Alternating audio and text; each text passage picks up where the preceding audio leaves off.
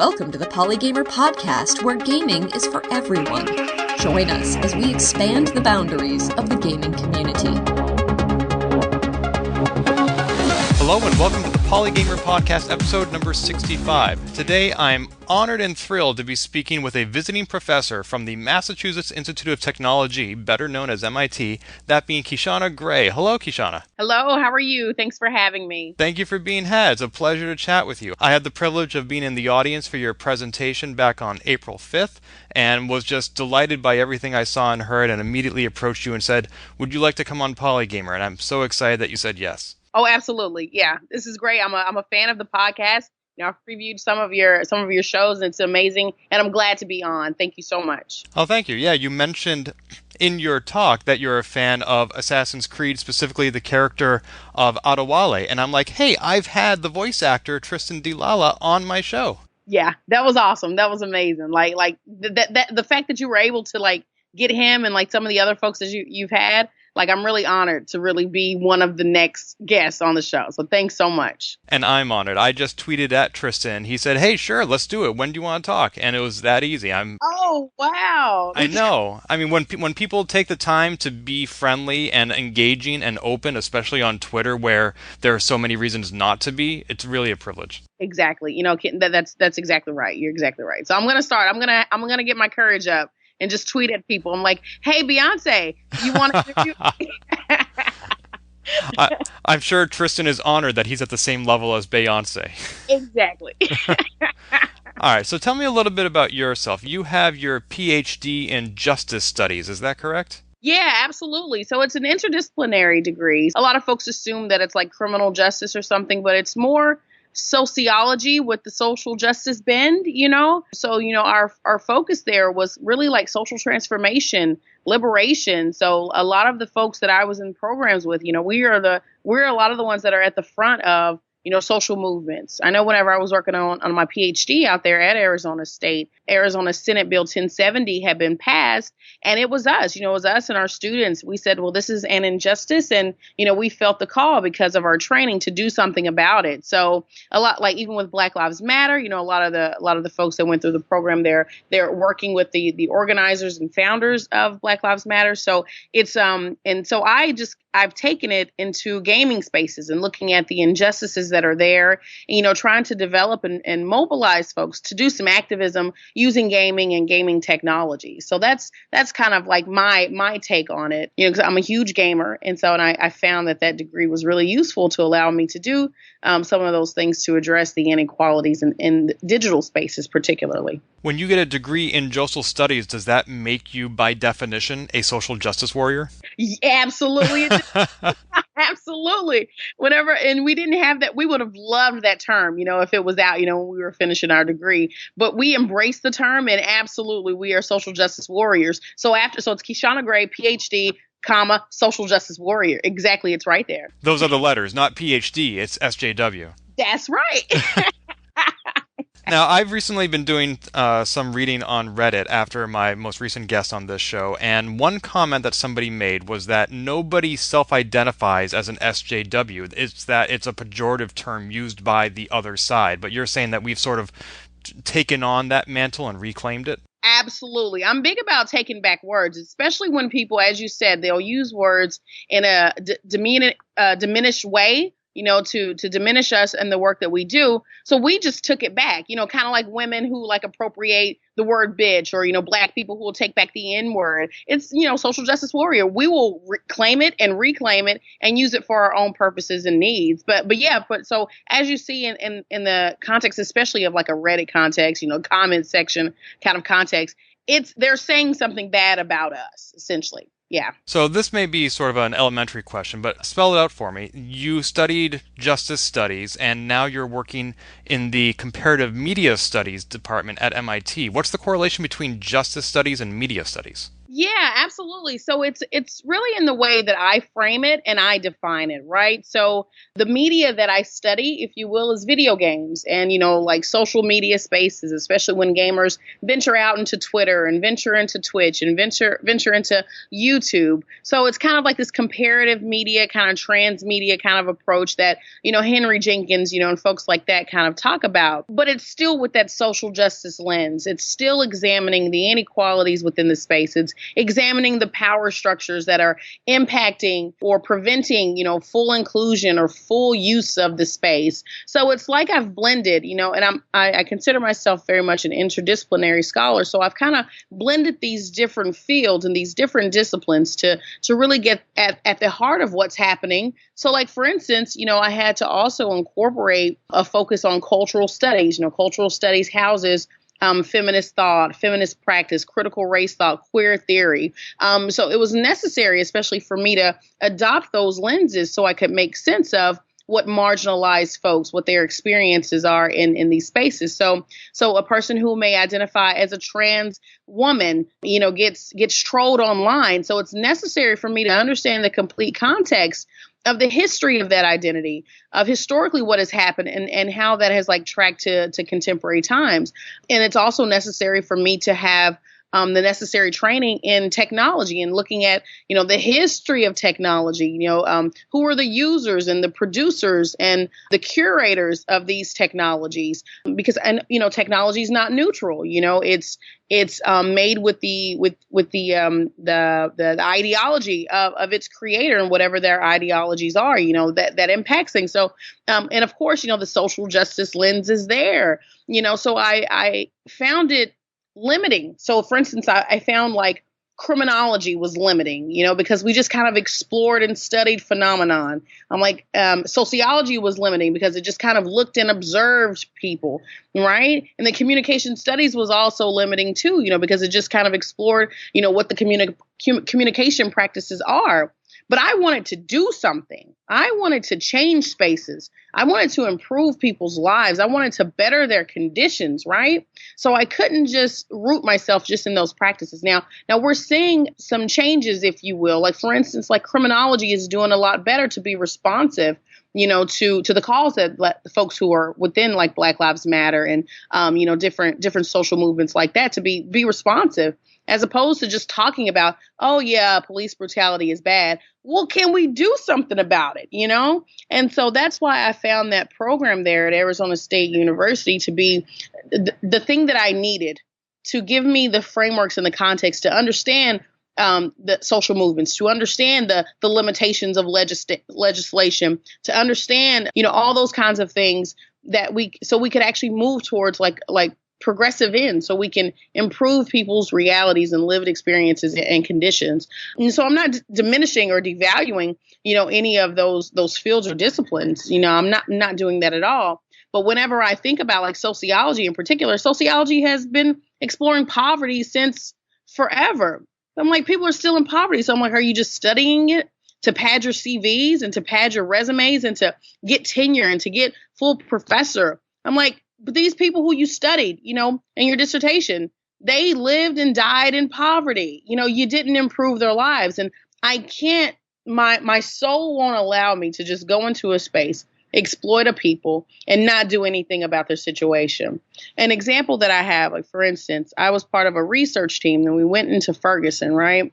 So I collected a lot of data while I was there. But I'm like, I get to leave. I don't have to stay there and be subjected to the daily violence of policing, of the people who they've elected and put into office who don't care about their lives. So I didn't feel right publishing that stuff and improving my own condition and all my privilege.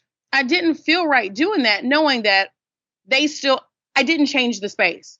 I didn't improve the conditions, so it was really important for me to maintain contacts and to continue to write people and write legislators and, to flood inboxes to make sure that these people's concerns stayed on their radar, and that's still an ongoing process, and I think that was one of the things that was so defeating when I realized that, change is slow, but we have to stay the course. So I didn't feel right. I don't feel right just exploiting these communities just for my own gain. So if I don't get tenure, I just don't get tenure. But I can't, and to this day, I still have yet to publish, a lot of that stuff that we collected, after the killing of Mike Brown, So that's why I think it's necessary. And I wish we would incorporate a lot of this more social justice perspective into a lot of these traditional disciplines, because we need something. It's sad. And again, I know I'm thinking about these first 5 days right now. I feel like we're losing,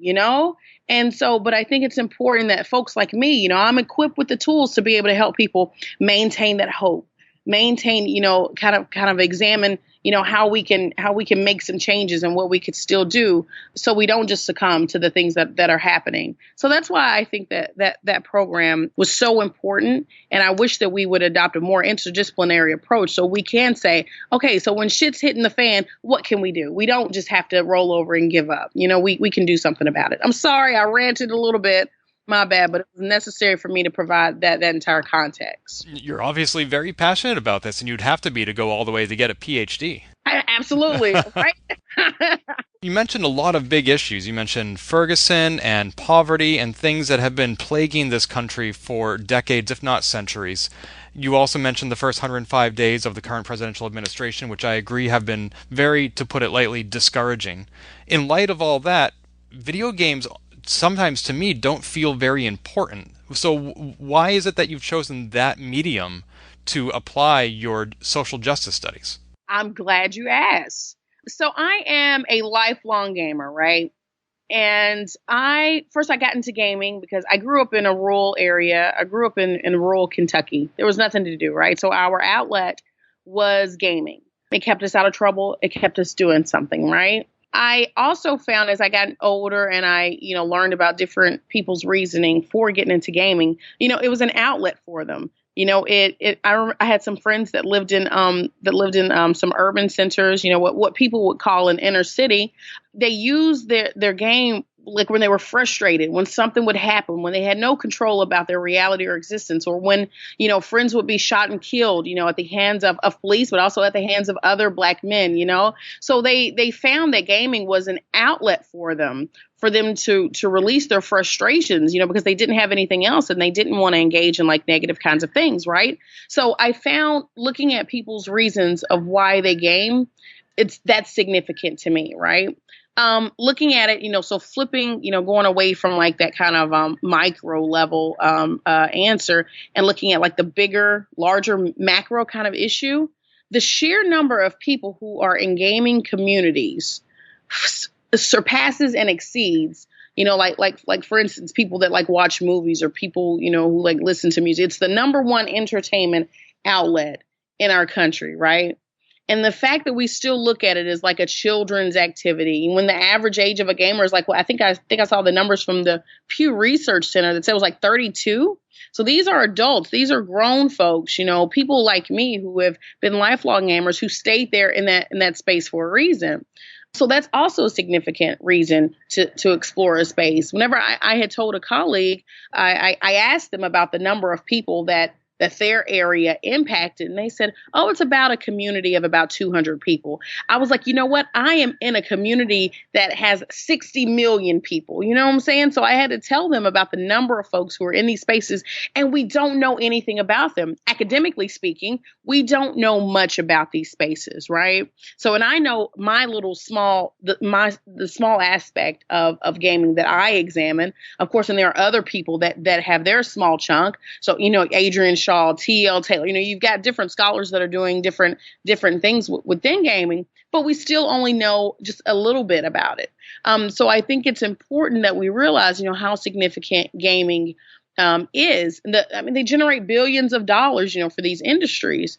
And so we have to recognize the impact that they're having on culture, and also how culture has impacted, gamers, game developers, the different technologies that we use. I think it's really significant that we explore. So I always get asked that question about, why are you studying? It's just child's play. I'm like, my participants, the people who are narrating their stories for me, I'm like, these are adults. These are people that have full-time jobs. They have families. I'm like, they're not children. So I think I think people are just kind of adopting the myths associated with what they think gaming is. And so I think a lot of, I think Gamergate, sadly, I mean, lucky for us and also bad for us, Gamergate kind of put gaming like gave it national and international attention, but also that was like one of the first times that, some of these big outlets were reaching out to kind of say, well, what's happening within this space? It seems like some culture wars are happening and going on. Can you help us make sense of it? So I hated that it took something like Gamergate for people to realize like, oh, there's some real shit happening here. But I'm also glad because, there have been folks like me and those others that I've named that have been there, have been tracking it, watching it, knowing that it's just like a hotbed for something like that to take place. So I think I was, it was right place at the right time, if you will. So I think that's kind of like the responses that I give to people whenever they say, why video game? You said that you've been a lifelong gamer, but if I understood your appearance on PBS accurately, you said that you never really considered it an academic field of study. For you, it was just a pastime, but there was some sort of a turning point, a shift during your academic career, during your studies, where you realized this was something that you could devote yourself to. What was that turning point? Yeah, absolutely. So, again, I had just adopted this approach that, gaming was just something to pass time, something you did in your free time, like a hobby kind of thing, right? And I never took it seriously. So even, I grew up with, my brother had an Atari, had Nintendo. We got Sega, we went through the PlayStations. It was whenever I was with my, some of my friends introduced me to Xbox, which is one of the spaces that I primarily use now. But it was during graduate school. I had procrastinated. I procrastinated finishing a project, and I was running. We had to do ethnographies where we like observe like a space, right? So I had talked to the professor at the time, Daniel Bernardi. I had talked with him and asked him, I'm like, what is something that I could do, that would allow me to get this project done and to do it well. And he said, well, when you go home, what is it that you do? I said, well, I'll go home and I play video games. He said, well, do that. I was like, do that? And to me, I was like, he's joking right now. I was like, I procrastinated and he's trolling me right now. But no, he was serious. He said, go and just like examine the space and the culture of the game that you play. At the time, I was playing a lot of Halo. I was playing Gears of War and I was playing like Call of Duty, right? And so whenever I looked and I focused all my attention really on the content within the game. And I was like, well, I'm bored with it. It's just like military shooters. I was like, there's nothing really there, like shooting zombies or just, shooting these, animate, kind of like soldiers. I was like, so, but he said, well, you're talking to people, right? And I was like, yeah. He said, well, what's that like? I was like, oh my gosh, I get called nigger all day. I get called bitch all day. He said, write about that. I was like, oh, okay. And so when I sat down, I wanted to go and find the literature, find the research that had been done, and I couldn't find anything, right? And I was like, and to me, at that time, of course, I didn't, I just figured that if it didn't exist, I would need to change my project. But he said, if the literature doesn't exist, you create it. And so that's how I got into it. I just documented my experiences. I documented the experiences and captured the narratives of people like me, of the women who were in the spaces that allowed me to capture, what was happening to them in an academic way. And that's how I got my dissertation, and that's how I've had this productive, really awesome, successful research agenda, because a lot of the space, a lot of it wasn't captured. And now, you've got programs that are looking for students and looking for scholars to document, this kind of stuff. And so I was like, it was like the right place at the right time.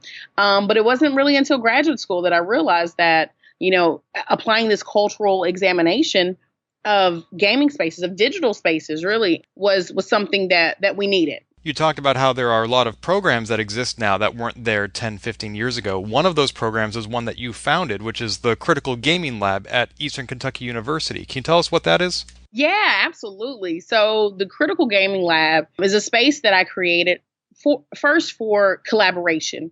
to bring in these different folks who are all, at different places and different programs, because as I said, it's these, we're mostly in a lot of these programs are rising up, but for the most part, a lot of us are in departments like English. We're in communication, we're in media studies, we're in cultural studies, we're in sociology. And so now you've got like programs like digital sociology, but really at that time, the space was just meant to bring in these different folks who were doing this work so we could, support each other. That was the biggest thing, but also not only support each other's work, but support rising scholars that were coming up, support students that were coming up. So that was like one of the primary things that I wanted to do with the space.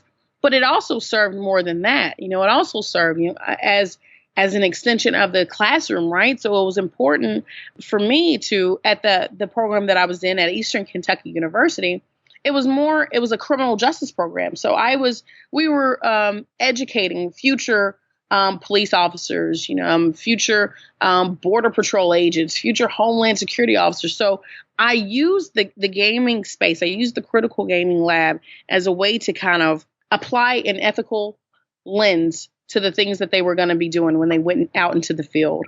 So games allowed me to pose moral dilemmas. So for instance, a game that I would have them play to talk about like immigration issues was Migrant Trail.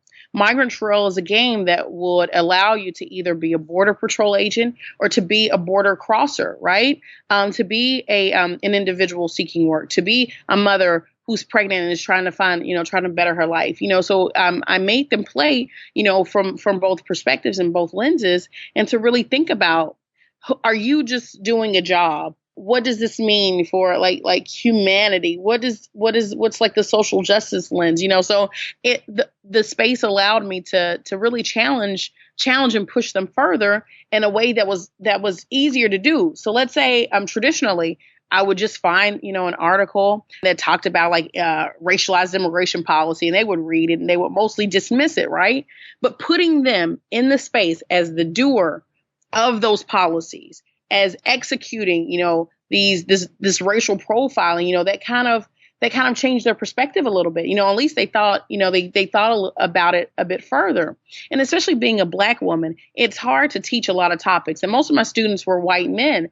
So it's hard to get across a lot of points, without them saying that, oh, I'm engaging in reverse racism, or I hate men, or something like that. So the media, the gaming media, the different kind of technology would allow me to kind of deflect some of the attention away from me in my body, and for them to kind of explore it from their own personal lenses and perspective. So that was one of the most important things that I think the Critical Gaming Lab allowed me to do. And it was also used as a research space. It allowed me to interview students. Students would play a game, and I would administer like surveys to them so they could kind of like a pre-test, post-test thing about what they're seeing on their screen. If they actually think that the depictions or the representations of women or people in color in Grand Theft Auto, for instance, is problematic, and why, or how they changed their mindset at the end of the semester, for instance. So it allowed me to do a lot of things within that space. And in the future, I'm not returning to Eastern Kentucky University at the end of my visiting position here at MIT. I've taken a position back at Arizona State University in the social technologies program. It's in the School of Behavioral Sciences. So, and that's also, I'm going to revive, the gaming lab out there, and, just further, a lot of the things that I started at the gaming lab at EKU. Oh, congratulations on your new position. That's very exciting. Thank you so much. I appreciate that. So in the year between leaving EKU and arriving at ASU, you are spending this 1 year at MIT here in New England. What are you doing here that's different from those other two institutions? Oh, goodness. So at EKU, it's very much, it's a teaching institution, right? It's very much like a teaching focused place. So that MIT has really given me a chance to think about my research, to think about, my research agenda. And they've given me like the support really that I hadn't had before, to really think about what's my mark going to be within these different fields that I'm a part of, right? So I was assigned a mentor, T.L. Taylor, has been my mentor since I've been here. And she's just been amazing, even aside from just the professional, academic kind of thing, like personally, like we went skating the other day, so it's really been so enriching and so fulfilling. And I've appreciated that. And also, since I've been here in the Cambridge area, I've got I'm a fellow at the Berkman Klein Center at Harvard, and the networks and the connections that I've made there has just been amazing. Like, these are some brilliant minds, and they just had me thinking about like a lot of things differently. Like, for instance, like net neutrality. I had no idea what that was and what that actually meant, really until, I learned a lot more from those folks in that space. I've also, I've got like a kind of like a faculty research or affiliation at Microsoft Research with the Social Media Collective. So I've been working closely with folks like Mary Gray, Nancy Bain, Charlton Gillespie. So it's just been such an academically enriching experience. And also, I've got my kids with me too. My kids are 4 and 6. And so, they spent this year in this amazing city, Boston, right across the river, so it's just really been such an amazing experience that I really I'm glad I did. It was tough. It was tough making the transition from rural Kentucky to a city like this, and then I'm thinking about like the sticker shock. Yeah, I've never paid so much in rent in my life, Oh my God, I hear you. So that was, so there were some drawbacks too. And again, I've never been so cold in my life, and everybody's saying that this winter was mild. I was cold as shit. It wasn't bad, believe me. Oh my kid, that's what everybody is telling me. It gets worse. I don't want to experience worse. That's what everybody keeps telling me. Everyone told me that this was a mild winter, but I was cold. And that may have led to my jump to the desert. I'm like, I don't want to be cold ever again. Going from one extreme to the other. Right, exactly. Exactly. But it's been an amazing year. And I also had the opportunity to teach a class while I was here at MIT.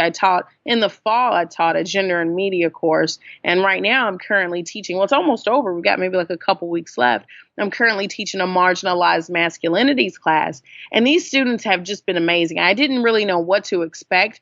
So the students that I've been teaching, they aren't majors. They aren't like in comparative media studies or women and gender studies, which I'm also affiliated with. So these students are like engineers, and they're in aerospace, aeronautical, like it was just crazy, like hearing about, what these students' experiences has been. But they were so, and I was nervous at first because I didn't think that they would engage in, this cultural kind of like engagement with like technology, right? But they were ready. They read everything. They wanted to learn. And it's just been an amazing experience. I remember somebody was telling me that I lucked out getting, they were telling me the difference between like MIT and Harvard students. They said MIT students, like, even though, the students are from like the most privileged, backgrounds, right? But they said the MIT students were like the worker students, like they'll work harder and they want to do stuff, because it's like a maker doer kind of school. So, and I noticed that I saw that worker kind of mentality in them, and they worked hard in these classes. These have been, they were amazing students, and I'm really fortunate to have had a chance to interact and to learn from them also, just as much as, I imparted to them, I learned a lot from them as well. I spent 3 years working at MIT, and just being in that environment, in that academic environment with so many geniuses, both at my peer level and at the student level, was just remarkable. Just, you absorb so much just through osmosis. Exactly.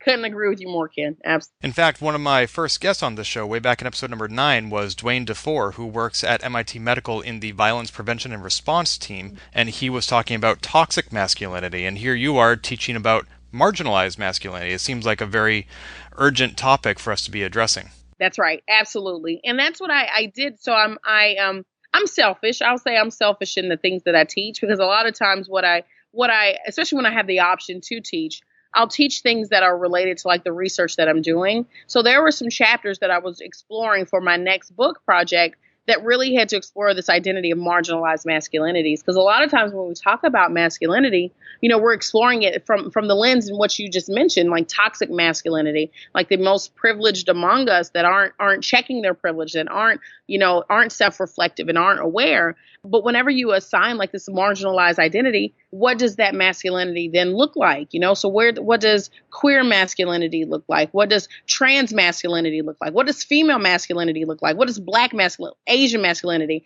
Latinx masculinity? What is all? So I think it was important that we really interrogate whenever you have this intersecting of identities, does it still follow in the same like path as traditional toxic masculinity, or is it different? So those have been some of the things that we've explored in this class, and it's been really, really, really amazing. And it's also, given me great stuff, for the next project and the book projects that I've been working on. That's right. You are the author of Race, Gender, and Deviance in Xbox Live, which came out about 3 years ago, and now you're working on another title? Yes, I am. So that book project, it was amazing. I was nervous. I was scared because I had never done a book before, but the opportunity presented itself, and it was successful, and it was a short format book. So this next project that I'm working on is going to be a more like traditional, book right now. So I've been, shopping some different publishers for that book, but the title right now, it's On Being Black and ... The Journey to Intersectionality in Digital Gaming Culture. So I think one of the things that, there's a push for embracing intersectionality, right? For embracing, the multiple contexts and the complexities of all of our identities, our gender, our race, our sex, our nationality, our religion, right? But it's important to also recognize that it's a journey to identify all those aspects of who we are, but also to embrace them. So for instance, like a lot of people may go through life and adopt and realize that, their gendered identity influences their outcomes, or that their race, like being Black or being Mexican, is like the biggest predictor of their outcomes, and it takes some time to realize that, like, oh, well, I'm also a man. So, I have some privilege in some context, or I'm a woman. So I have even more diminished opportunities, or I'm able-bodied. So I have some privileges here. So it takes some time really to navigate and figure that out. So what in this next book project, it's almost been like a 10 years since I've started with really this ethnography in Xbox Live, but exploring these different communities and really seeing how like the primary identity in the communities for the focus of this book has been Black. The Black identity has been the most significant identity. There was this one clan, if you will, this one like group that I follow. And they've talked about how diverse the Blackness is within their community. So over time, they realized that some of them there were some dudes that were from Nigeria. There were some that were from Brazil. There were some that were from Puerto Rico. There were some that were from, the different places in the United States. And they realized, there were some tense moments in the space because they were debating Black identity and how different Black identity was. And so I feel like there was some moments where the brothers from the United States were saying that, they were like the most oppressed. And so it was interesting seeing like the ebbs and flows of of navigating, Black identity. And there was like a moment, I think it may have been after the death of, I don't know if it was like John Crawford or Tamir Rice just a couple years ago, where they somebody had made the comment and said, the ghetto looks the same everywhere, right? So they were talking about the things that were happening in these different urban centers, different ghettoized places, if you will, across the world, and realizing that they had more in common than they had different. So in looking at the gaming technology, Xbox Live kind of afforded them this ability to develop this collective Black identity, right? And also, thinking about the group work, the identity group work that was at play to help them navigate, this reality with and against each other at times. So, this next book project is going to explore, that topic and other topics, so it's really been fun. And I didn't realize how much stuff I had until whenever I was moving from Kentucky up here to the Cambridge area, I came across, the the interviews, and I started transcribing a lot of this stuff, and I realized I've got a lot of stuff here because I thought I was really done with this project. I'm thinking about, the future research agenda and the stuff that I'm going to be working on. I'm like, I've still got a lot of stories to tell from this data that I've been collecting over time. And of course, lucky for me, I have to do that for academia to get tenure and stuff, but it's also a necessary and important story, I think, that to tell, especially in this moment right now. Yeah, so that's where I'm at with that book project. When can we expect it to hit the bookshelves? Oh, goodness. So I think I might have, I won't say the name of the publisher right now, but I've had some good connections with an academic press. So if I can get a contract probably within a few weeks, you might see that book probably within a year and a half, maybe holiday time next winter, maybe. So let's aim for that. We'll aim for winter 2018. That's when you're going to see it. I'll look for it. All right. I put it out there, so I have to do it now, right? You're committed. So that is something to look forward to in the realm of diversity. I want to look backward a little bit. Something you said at your MIT talk last month, and I apologize, I was a bad student. I didn't take notes, so correct me if I'm wrong. I think you said that video games of the 1990s actually showed more diversity than they have in the last 10 to 15 years. Is that correct? So whenever I was going back to try to, because again, my focus hasn't been on representations in games. It's just been since I've had this book project and some of the things that the participants in these interviews have said. They talk a lot about how they're influenced by the images that they're seeing on the screen, and then whenever they do see themselves. So it's not in a console context, but it's very much like in this computer context. Like, so there was oh goodness, and I knew, I wish I had that list right now, but there was a student that compiled a list of Black representations in particular in games, and the list was larger than I thought it was going to be. So they aren't, they're mostly NPCs, right? A lot of them aren't playable characters, but the fact that they were there kind of diminishes this argument that a lot of people have that games aren't diverse. And although they're not, I will say that they're not diverse, but we've been there. There have been Black and brown characters that have been there historically. So, for instance, in your Street Fighter, your Final Fantasy, like these kinds of games that have had people of color in them, like we've kind of ignored them, and it wasn't really until those representations got more stereotypical, if you will, even though Street Fighter is so problematic. But I'm thinking about a game like Grand Theft Auto, where this conversation of what story are we telling about Black masculinity? I think that people started looking a lot more and realized that, well, there aren't any Black characters in the games. But now, yes, we can say that there are very few, but there were some games. I'm thinking about Beyond Good and Evil. There was another game. Oh my gosh, I wish I had that. I'm trying to find that list right now, but I don't see it. But there were examples of there was a Black man that he played like a voodoo kind of character. I'll send you that list. I don't know, whenever you upload the podcast, if you have links and stuff, but yes. I'll send you that so people can take a look and see about the presence of those Black and brown characters that were there. And a lot of times they had ambiguous identity. So I'm thinking about, for instance, Jade, Beyond Good and Evil. We're still arguing about, is she Asian? Is she Latina? Is she biracial? Is she African American? We're still fighting over that identity, but we're fighting over these identities because there aren't that many representations of us out there, and I think that's the most unfortunate thing, where,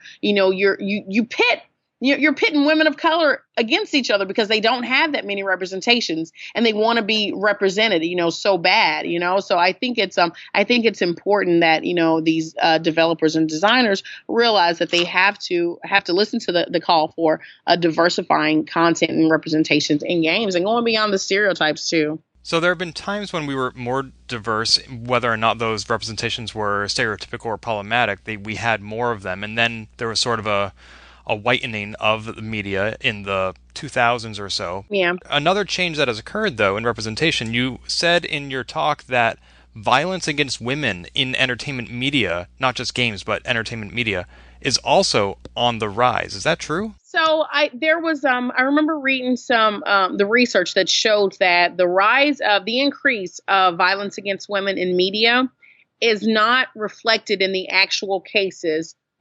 real world, if you will, quotes around real world, right? So it's not on par. So for instance, let's say if if you look at like crime waves, if there was violence against women, if it had increased by 30% between the years of 2000 and 2005, if we saw that if we saw the same kind of increase like in media, then it might not be as concerning, right? So we would think that, media is just representing what's happening in the physical world. But that's not happening. So the violence against women is not increasing at the pace that we see it increasing in movies or in video games. So like the representations, I think they said it was it increased 120% within media during like a span of like 2000 to like 2005, and that just didn't match what the actual numbers were. So you see media going above and beyond in its depiction of violence against women when that's not actually the case or the reality, right? But women are just used as a mechanic, a function, a story mode, something to pass the time in games, if you will. So they're used as things within video games for a male character to have something to do, right? And Anita Sarkeesian did a great job, with her Tropes versus Women series, highlighting and depicting that. What the reality of violence, hypersexualized violence against women is in video games in particular. And she tracked that historically, and she tracked that beautifully. So I think it was, I know something, I had a recent article with some graduate students where we talked about these blurred lines, like the blurring of the boundaries, and looking at symbolic violence against women.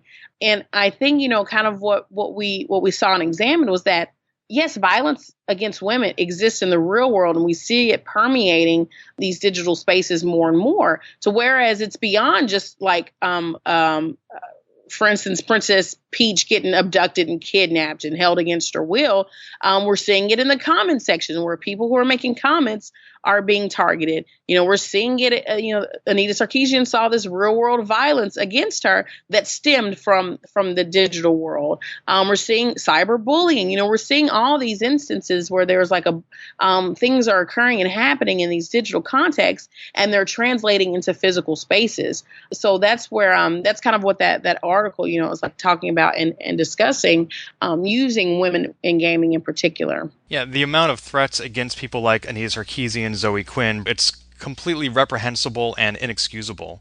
And I agree that it stems from a lot of what we see in the gaming.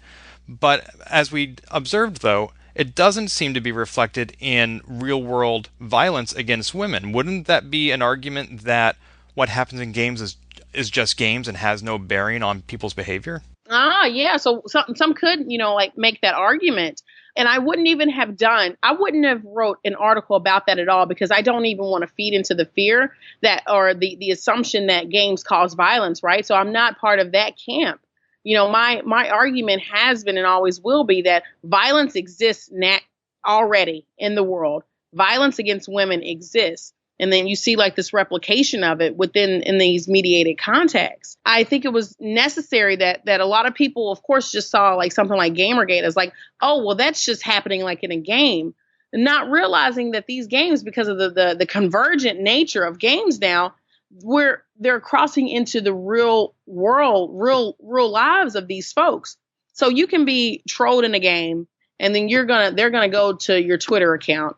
Then they may make it to your Facebook account. And the danger of those is that people disclose a lot more personal information, like on Facebook or on Twitter, than they do inside Xbox Live in particular, or that they do inside League of Legends or whatever game that they're playing. So that's where the danger comes in at, because you're crossing this boundary into like their family, their loved ones, people who, their children, so, and then, people are getting doxxed and everything. So I think it's important that we realize what this convergence is actually doing. It's making us more vulnerable, because we do disclose more of who we are in like these other spaces. And I think, and although, I didn't get trolled in a way that those other folks did, or in like, even in an academic sense, there was some, the folks who were part of like DGRA, like Mia Consalvo, Adrian Shaw, Shira Chester, those folks, they were getting trolled as well, because they write about the phenomenon, because we write about it. So even, it was going away from like, not just like critics of games, but it was also going to like, academics who have made our life's work. We publish about some of these things as well. And then they're not even reading it. I remember I had an article, the little trolling that I got, they were citing one of my articles, the asshole griefers, thinking that I was talking about white men. I was like, well, if you actually read the article, you will realize that the asshole griefers I was referring to is a clan of Black women who make it a point to troll and to go after people. So they just assume that they are the center of our narratives. I'm like, it's not always about you. So I thought, that's what was just so funny about that article, that they would realize that, I made no mention of them at all. I was looking at the trolling practices of Black women in particular. But I just think I know you've got some more questions, but I just think that it's problematic that this I hate to call it, at one point I had called it the locker room, like this digital locker room, where they think people like me, we're invaders and we're intruders into their space. So it's just this notion that they feel that something is theirs and has always been theirs and we're taking it away. So it's like this myth of scarcity where they're going into like fear mode, like survival mode, like they have to fight, like to keep what is theirs and what has been theirs, without any recognition that we've always been there. They just haven't acknowledged us. And, social media is giving us more visibility so we can show to them that, hey, no, we've been doing exactly the same things. You just ignored us. We're just in your faces now. So I just think that it's sad. But of course, I know a lot of women had to, close down their social media sites. They closed down their websites. But fortunately, I was lucky. I didn't get trolled in that manner. But that also, I just wrote like a few notes on a piece of paper. And I said, women of color, once again, we're invisible. And I had made the comment, I was like, I'm more of a threat to you because not only am I challenging your masculinity, I'm also challenging your whiteness. I'm challenging your heterosexuality. I'm challenging your Christianity. So I'm challenging all this stuff, but they don't see me as a threat. So I've been wanting to really interrogate, what does that actually mean? Because really white women were the targets and they were the victims, really, if you will, of Gamergate. So I've just been trying to think about, what did that mean? Is it just more invisibility? Because women of color were mostly just on the periphery of all these things, whereas, white women are center and, white men are center. So I just thought, that's something that I wanted to, kind of think about and talk about in the future at some point. So there are a lot of issues with social justice in games, whether it's representation or violence against women or just the behavior of people who engage in gaming. I have time for just one last question with you, which is, in last month's presentation, you used the Audre Lorde quotation, "The master's tools will never dismantle the master's house." How does that apply to gaming, and what is the solution? Yeah, so the master's tools will never dismantle the master's house was essentially a metaphor that Audre Lorde used that said that if it was something that was created at the hands of our oppressor, it will not be able to be enough to dismantle the oppression, the inequalities, the systematic and the individual levels of discrimination that we're subject to, right? So in looking at the gaming context, I was moved by the outpouring of activism and mobilization, especially after Gamergate. But then I started to think about, I'm like, how powerful are the tools that were given to us by the people, So for instance, I'm lumping, the privileged identity of white male identity into a box. So I'm like, these are technologies that were created by them, for them. Can we really appropriate them for our own means and our own purposes, right? So I think that's this idea that I'm interrogating and I'm critically challenging if I would be able to use gaming spaces and gaming technology to kind of transform the narrative so that it's more liberating for everybody that's within the space. I don't know if it's possible, and that's also one of the things, looking outside of gaming technology that people think about, the tool of marching and the tool of protesting. Those are constitutionally protected kinds of things that were given to us, if you will, by the oppressor. So how useful are they going to be to dismantle that oppression, to dismantle police brutality, to dismantle, the systematic and institutional inequalities that are keeping, people of color in particular, bound and enslaved to the system of mass incarceration. So these are just some of the things that I challenge and interrogate. Do we have to develop new tools? Do we have to take it upon ourselves to just divest altogether from those kinds of tools? I don't know. So, and again, those are things, that's one of the quotes that I close with. So I think about, so I see the utility of a lot of groups who use these things, like the gaming for good folks, the people who are, using the gaming technologies to bring awareness to a lot of issues that are plaguing us right now. How far are they going to go? If they're not in the hands of the masses, are they really going to be that useful and beneficial to us? I don't know. I don't know.